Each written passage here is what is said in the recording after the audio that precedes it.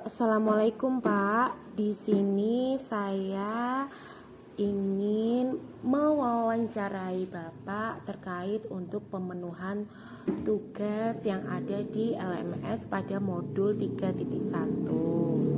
Nah, menurut Bapak, selama Bapak menjadi kepala sekolah di SD Negeri Pucangan 1, kasus apa yang pernah Bapak hadapi?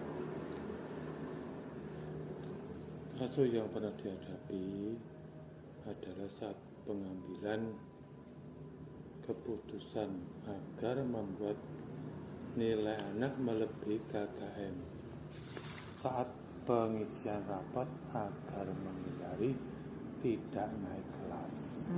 Berarti seperti itu ya Pak ya? Ya. Nah, selama ini bagaimana Anda dapat mengidentifikasi kasus-kasus yang merupakan dilema etika ataupun bujukan moral? Berdasarkan kasus tersebut, adanya dilema etika karena harus memutuskan di antara pilihan yang sama memiliki alasan yang masuk akal. Sehingga untuk mengidentifikasi antara dilema etika dan bujukan moral dapat dilihat dari alasan pembuatan keputusan. Jika ada alasan yang masuk akal dan dibenarkan, maka masuk ke dalam dilema etika, sedangkan jika alasannya tidak sesuai, maka masuk ke dalam bujukan moral. Berarti seperti itu nggih. Nah, selama ini bagaimana Anda menjalankan pengambilan keputusan di sekolah Bapak?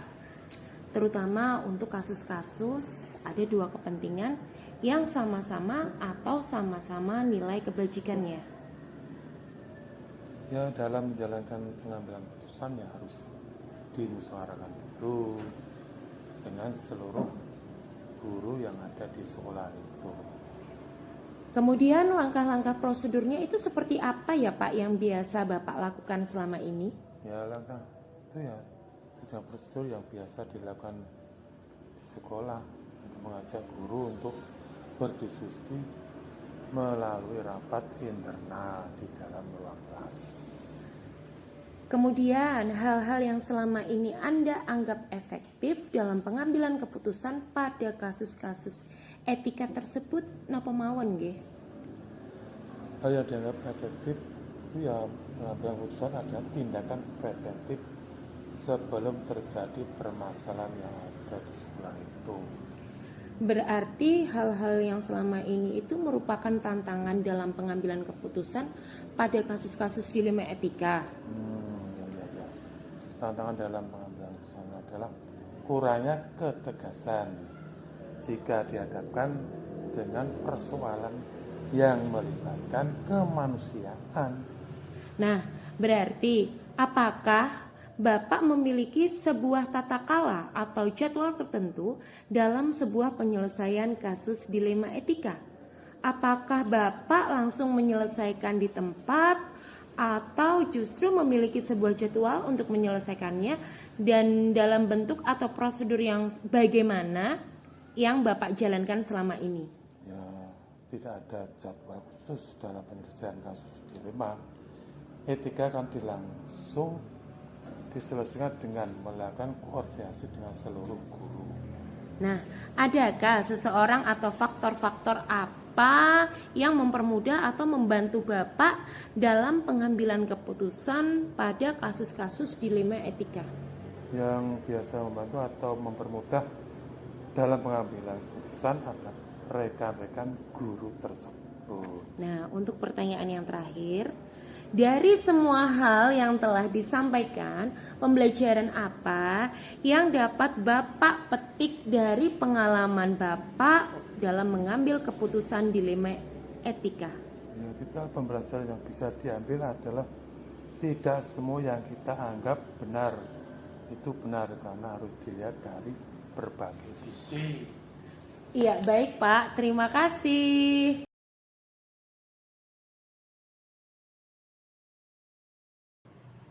Assalamualaikum Bu Frida. Waalaikumsalam warahmatullahi wabarakatuh. Ya, teh.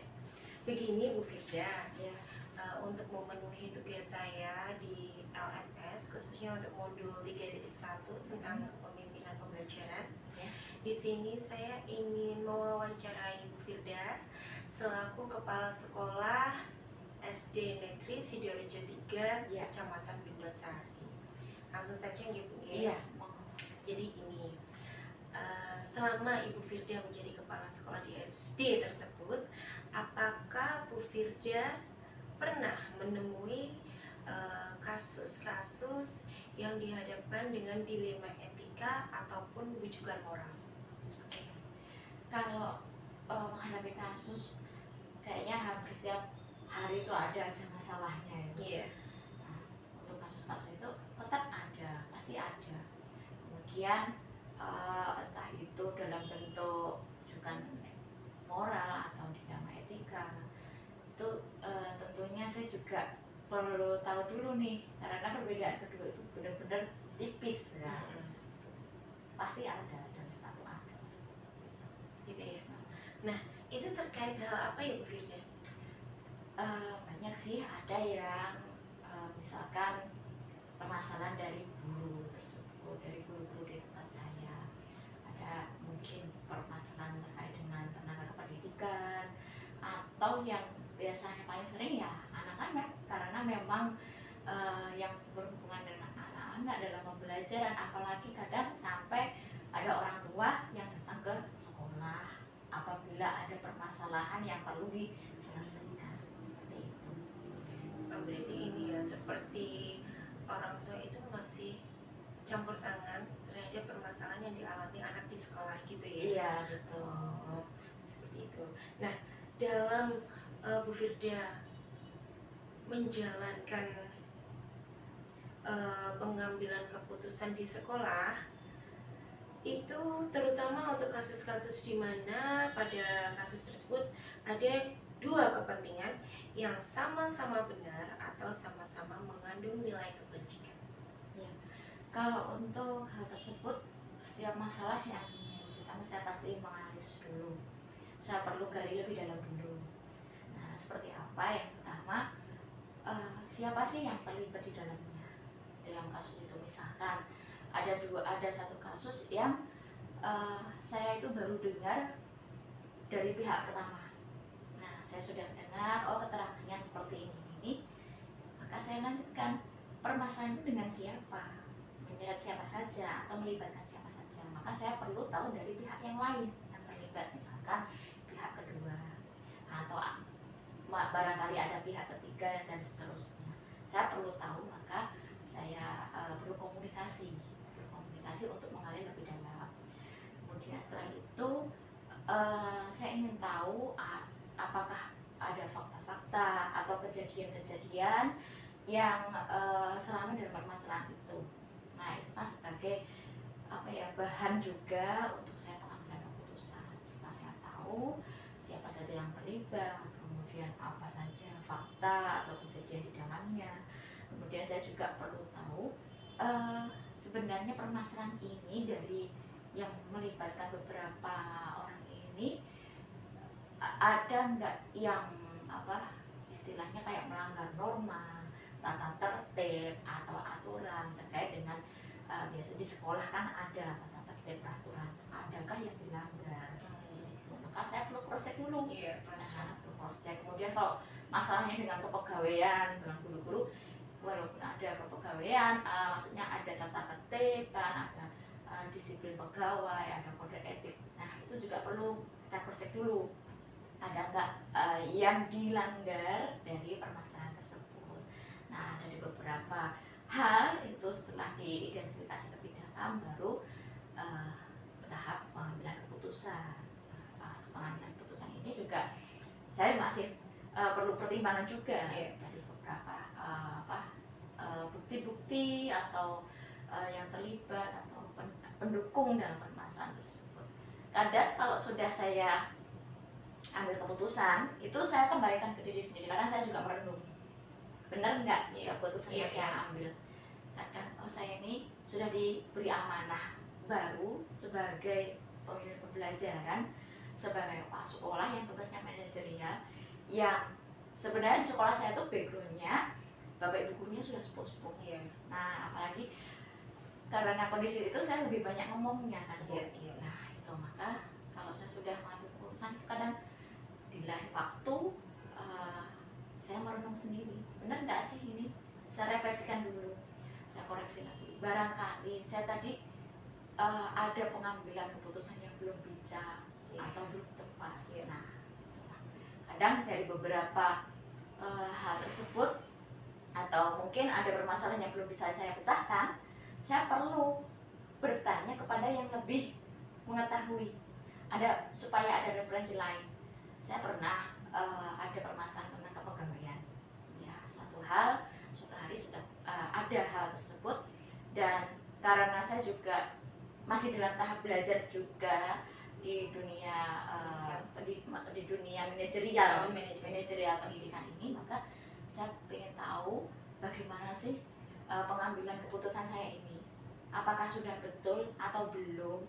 Kalau misalkan belum tepat, salah satu di tempat saya itu, jadi beliau itu sebenarnya mengajarnya itu sudah bagus. Beliau itu tertib banget dengan disiplin, tertib dengan peraturan. Namun memang ada beberapa waktu tertentu yang beliau itu dibutuhkan oleh cucunya. Maka setelah jam mengajar, setelah jam istirahat guru, itu beliau harus pulang dulu. Itu harus pulang dulu untuk menemui cucunya. Kemudian nanti kembali lagi. Nah, itu pun pengambilan keputusan itu menjadi suatu masalah ya, karena kan beliau meninggalkan sekolah masih dalam jam kerja. Ya, saya pun juga adakan saya ajak ketemu dulu, saya ajak komunikasi. Kemudian saya sampaikan juga bahwa sebenarnya kita bekerja juga ada tata tertibnya. Kita juga ada disiplin waktu juga, disiplin waktu, disiplin dalam bekerja. Kemudian apa yang kita lakukan, terutama saat ini sudah absen orden ya Bu ya. Nah, supaya meningkatkan kedisiplinan, kualitas guru. Nah itu maka diharapkan tetap di sekolah. Nah tetap di sekolah atau apa yang dilakukan, atau administrasi kelas, atau sekarang sudah banyak sekali yang administrasi berbasis online yang kayak kinerja lah, sekolah dan lain sebagainya itu. Maka tetap saya kembalikan lagi pada normanya dulu. Nah seperti apa? Setelah itu adakan pembinaan, komunikasi itu yang paling penting. Karena kalau saya biarkan pasti lebih menjadi ya itu baru satu orang. Nah nanti belum. Nah padahal kan bagaimana kita itu memberikan teladan. Oke, untuk pertanyaan selanjutnya Bu Firda, hal-hal apa saja yang selama ini Bu Firda anggap efektif dalam pengambilan keputusan pada kasus-kasus dilema etika yang ada di sekolah ini? Baik, untuk kasus dilema etika, nah ini kadang menjadi hal yang berat. Bisa di satu sisi misalkan yang dilakukan itu benar, namun di sisi lain kadang ini juga sebaiknya tidak dilakukan. Seperti itu. Maka saya masih perlu mengkomunikasikan hal tersebut dengan cara yang baik agar beliau yang melakukan atau mengalami permasalahan tersebut bisa menerima pesan dari saya. Maksudnya begini, kadang kan ada ya Mbak, pemimpin yang langsung menyampaikan atau maksudnya seperti menghakimi, yang Anda lakukan itu salah. Nah pasti ada latar belakang di dalamnya kan. Nah ada sebab, maka saya perlu tahu dulu. Saya ajak komunikasi bagaimana supaya apabila kalau sudah saya tahu di mana permasalahannya, sebenarnya yang Anda lakukan ini kurang tepat. Nah untuk mengkomunikasikan hal tersebut kan perlu pendekatan. Menyampaikannya pun tidak serta-merta menyalahkan, menghakimi. Nah, tapi bagaimana beliau itu tumbuh kesadaran juga. Nah, maka kadang saya perlu menunjukkan, kita kembali lagi ke norma, kita kembali lagi lagi ke kode etik, aturan, tata tertib dan lain sebagainya. Apa sih regulasi yang kita jalankan ini? Ya, kita kan kerja nggak mungkin hanya sekedar kerja, pasti ada regulasi, ada aturan. Kemudian setelah itu ada juga kadang kita itu nggak, yang namanya makhluk sosial pasti ada rasa kasihan. Nah, empati. ya ada empati, maka ya jangan terlalu sakot lah. Boleh kita kayak tarik ulur, kadang kita kencengin, kadang juga perlu diulur sebentar, yang penting jangan dilepas. Tetap kita angkut, tetap kita ngomong. Beliau-beliau yang guru-guru di tempat saya itu lebih senior dari saya, seperti itu. Nah, selanjutnya Bu Firda, hal-hal apa saja yang selama ini merupakan tantangan Bu Firda dalam pengambilan keputusan terhadap kasus-kasus dilema etika? Baik, untuk tantangan ini kadang muncul dari diri saya sendiri, karena saya tergolong baru, ya kan, masih sangat dalam tahap belajar. Kadang itu timbul keraguan, saya itu mengambil langkah seperti ini apakah sudah betul. Kemudian pernah juga ketika saya menerapkan satu kedisiplinan, yang itu mau nggak mau ya karena kita sebagai ASN, kita abdi negara, maka ya kita harus mengikuti norma. Nah, maka kadang di hati ini benar nggak sih yang saya lakukan itu, saya ingin menyelesaikan suatu masalah yang benar-benar sudah melalui beberapa pertimbangan, namun saya kadang timbul dari diri saya sendiri kurang yakin. Nah, itulah beberapa kendala, Tantangan. Iya, tantangan. Kemudian ada juga yang tantangannya itu menghadapi suatu permasalahan yang dimana orang-orang yang terlibat itu sudah emosi dulu. Jangan sampai kita ikut terbawa emosi.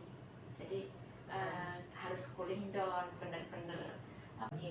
Itu tantangan, tantangan yang berat. Nah, apalagi kita masih muda, emosi masih labil. Selanjutnya, apakah Bu Firda memiliki sebuah tata cara atau jadwal tertentu dalam sebuah penyelesaian kasus dilema etika? Apakah Bu Firda langsung menyelesaikan di tempat atau memiliki sebuah jadwal untuk menyelesaikannya? Bentuk atau prosedur seperti apa yang Bu Firda jalankan? Baik, kalau ini tergantung case ya, atau tergantung kasusnya. Misalkan kalau memang suatu kasus itu memerlukan pengambilan keputusan yang cepat. Nah, dalam arti apa, kita tidak punya banyak waktu. Tetap saya pun juga berarti ini harus segera saya ambil langkah. Tapi yang pertama, tenangkan diri dulu. Tenangkan diri, kalau itu pengambilan keputusan secara cepat ya. Tenangkan diri agar saya itu bisa berpikir jernih. Kadang kalau sudah menghadapi orang yang emosi, saya mundur diri dulu supaya saya tidak ikut. Kan saya perlu menjernihkan pikiran dulu, menenangkan hati, tidak terlalu lama. Nah, baru nanti saya tahu apa yang harus saya ambil. Kemudian untuk kasus yang misalkan itu ada waktu untuk penyelesaiannya, ada rentang waktu, tetap saya targetkan. Saya perlu seperti ya, bukan dibilang timeline ya, hanya target, berarti ini besok harus sudah selesai. Maka apa yang akan saya ambil, akan yang saya lakukan, apa saja hal-hal yang perlu saya lakukan sebelum pengambilan keputusan. Nah, kalau besok sudah harus ada jawaban, berarti hari ini saya harus ke sini. Besok saya harus menemui ini. Sudah ada target hingga nanti pada waktu pengambilan keputusan itu. Adanya schedule ya? Ada schedule mungkin, tapi kadang itu bukan dalam bentuk tertulis ya. Kadang kan itu kayak target pada diri sendiri, karena besok ada ada hal seperti ini maka saya harus seperti ini. Iya. Oke. Untuk pertanyaan yang berikutnya, ini pertanyaan yang terakhir ya Bu ya. Iya. Adakah seseorang atau faktor-faktor apa yang selama ini mempermudah atau membantu Anda dalam pengambilan keputusan dalam kasus-kasus dilema etika? Ya, ada, pasti ada aktor lain atau sosok lain yang saya jadikan referensi gitu, atau saya minta masukannya seperti itu. Di tempat saya itu kan ada istilahnya kan guru senior. Iya. Nah, guru senior yang secara pengalaman beliau jauh lebih dari saya kan baru aja ya. Nah, maka beliau sudah istilahnya walaupun secara struktural itu kepemimpinan ada pada saya pun sebenarnya sudah ada jawaban juga, tapi kadang kurang mantap dan rata-rata sifat perempuan seperti itu ya. Sebenarnya udah ada jawaban, tapi ketika bertemu atau bagaimana masih goyah. Nah gitu, maka saya perlu pemantapan, salah satunya dari guru senior. Ada di sekolah saya memang yang biasanya itu saya istilahnya ajak sambatan, Bu, keputusan yang saya ambil ini sebenarnya sudah tepat atau belum. Tuh. Kemudian ada yang perlu penguatan, sebenarnya ya pemimpin pembelajaran atau kepala sekolah harus punya power ya kan. Namun tetap harus ada daya dukung, dalam arti apa? Keputusan, misalkan kalau ada keputusan yang saya ambil ini bukan kepentingan saya sendiri, bukan keputusan sepihak, maka saya perlu adanya masukan dari orang lain. Nah, kemudian di luar lingkup sekolah, kadang ada beberapa hal yang belum saya ketahui, maka saya kadang bertanya dulu kepada kepala sekolah yang lain, yang lebih senior. Saya bertanya dengan pengawas, karena bagaimanapun pengawas itu kan paham sekolah-sekolah binaannya, karakternya seperti apa. Itu saja. Terima kasih Bu Firda Sama-sama. atas kesediaan waktunya untuk saya wawancarai malam hari ini. Iya. Sukses selalu untuk Bu Amin. Firda. Semoga membawa kebermanfaatan bagi semua. Amin. Matur nuwun. Iya. Sukses juga untuk Bu Terima Rati. kasih. Inje, sami-sami.